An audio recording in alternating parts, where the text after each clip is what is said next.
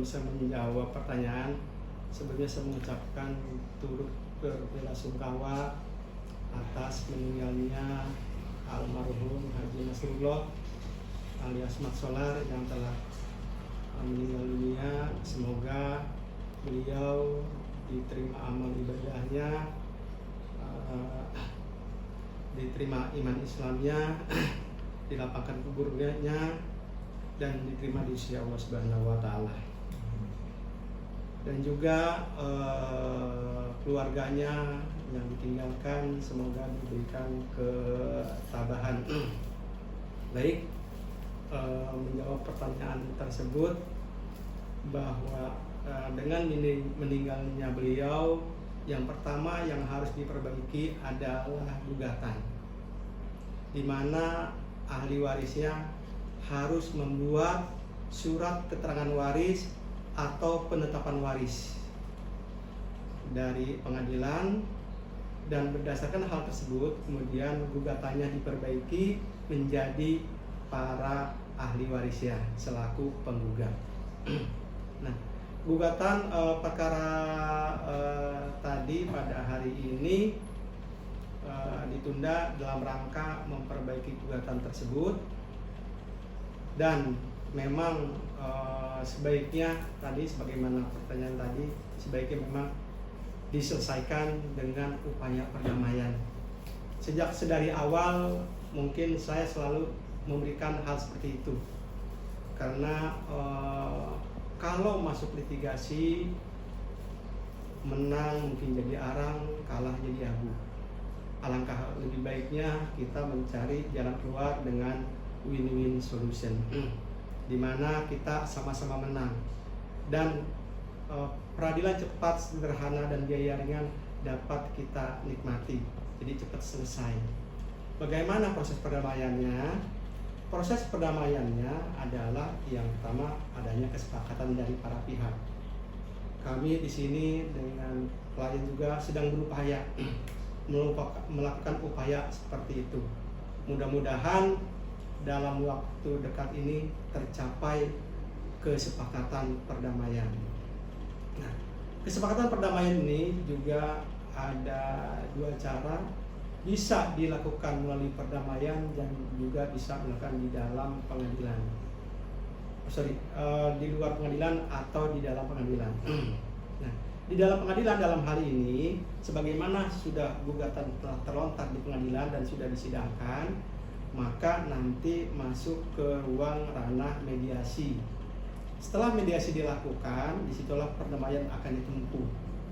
Nah, setelah ditempuh, nanti kita misalnya berhasil melakukan proses perdamaian, maka disitulah menjadi putusan perdamaian, dan para pihak mematuhi isi putusan perdamaian tersebut. Nilainya gimana? Nilainya sama seperti putusan yang telah inkrah, dapat dilaksanakan, dan apabila salah satu pihak yang melanggar putusan perdamaian tersebut dapat dieksekusi. Begitu. Oke.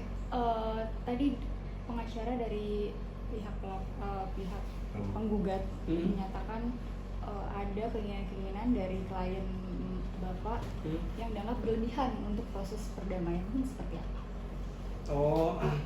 Sebetulnya tidak berlebihan. Yang namanya perdamaian kan seperti ini. Kadang-kadang posisinya ada seimbang, kadang-kadang ada di bawah, terkadang ada di atas, tergantung kita memposisikan di mana posisi kita. Terhadap pertanyaan ini, dari klien kami sudah mengalah, dan kemungkinan juga terhadap uang konsinyasi, kalau memang dicapai kesepakatan, dia jauh lebih mengalah, dan pendapatannya juga mungkin jauh lebih rendah. Itu, dan itu telah disampaikan sejak beberapa tahun yang lalu, kita sampaikan itu. Namun pada saat itu belum terbuka lebar. Alhamdulillah dengan adanya tim, mungkin tim dari sana, dari kami juga di sini tim berupaya semaksimal mungkin agar masalah ini bisa diselesaikan dengan upaya perdamaian. Semoga almarhum dan para ahli waris juga bisa segera menikmati hasilnya. Itu jadi nggak perlu menempuh lama-lama di pengadilan. Dan Pak Idris juga, dia juga sudah tua, udah usia 72 tahun. Mau ngapain lagi, mau ribut-ribut bersengketa gitu. Saya juga sudah anjurkan, ayo kita win-win solution. Tapi yang namanya perdamaian kan si pengacara hanya bisa menganjurkan. Yang memutuskan adalah para pihak, pihak prinsipal, baik itu tergugat maupun penggugat. Para pihak hanya menyarankan, tapi keputusan ada di tangan mereka. Nah, alhamdulillah dalam mudah-mudahan perdamaian ini bisa terlaksana. Dari klien kami juga udah mulai terbuka, udah mulai logowo, udah mulai menerima sengketa ini. Mudah-mudahan dalam waktu dekat ini melalui proses peradilan juga itu ya, kita mendapatkan hasil perdamaian. Nah, perdamaian seperti apa? Hasilnya saya juga belum tahu, baru ada pembicaraan negosiasi gitu. Nanti hasilnya pada saat perdamaian sudah ditandatangani, baru mungkin kami akan sampaikan. Kalau sekarang belum bisa disampaikan, nanti prematur kami bisa menyampaikan hal ini seperti itu. Kemarin Rieke Diah Pitaloka, anggota DPR, menyatakan kalau Jasa Marga akan mengurus proses dari sengketa tanah ini sebelum Lebaran, akan diselesaikan sebelum Lebaran. Mungkin tanggapan Bapak dan klien Bapak seperti apa? Pihak Jasa Marga akan mengurus perdamaian. Sebenarnya perdamaian ini bisa diselesaikan dengan para pihak yang bermasalah, yang bersengketa, yaitu antara penggugat dengan tergugat, dengan nanti akte perdamaian dan dengan putusan perdamaian. Kalau dari pihak Jasa Marga melakukan hal itu, ya mungkin sambil jalannya waktu barangkali gitu. Yang jelas nanti dari tim Pak Matsola juga terus berjuang, dari tim beliau juga dari tim kita terus berjuang untuk mencari solusi yang terbaik. Betul kata Ketua Majelis Hakim tadi bahwa sebaiknya dilakukan perdamaian, dan itu telah saya sampaikan sejak dari perkara-perkara sebelumnya. Mungkin sudah pada tahu bahwa sebaiknya melakukan perdamaian, karena perdamaian itu adalah keadilan yang seadil-adilnya, yang hubungan silaturahim antara penggugat dengan tergugat tetap berjalan, tetap saling terjalin, jadi tidak patah arang. Sedangkan kalau menyerahkan kepada putusan itu ada menang ada kalah, ada korban, silaturahim terputus. Tapi kalau perdamaian tidak, akan menjadi nambah saudara. Itulah berkali-kali ayo kita lakukan solusi ini dengan win-win solution, bukan melalui pengadilan. Makanya dari pihak Pak Idris tidak melakukan gugatan. Itu alasannya seperti itu.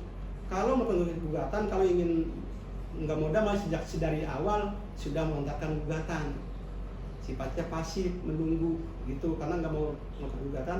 Memang alasannya ingin melakukan perdamaian, itulah sebabnya tidak melakukan gugatan walaupun dia mempunyai bukti yang bagus itu. Tapi yang namanya perdamaian itu kita sudah tidak membicarakan pokok persoalan lagi.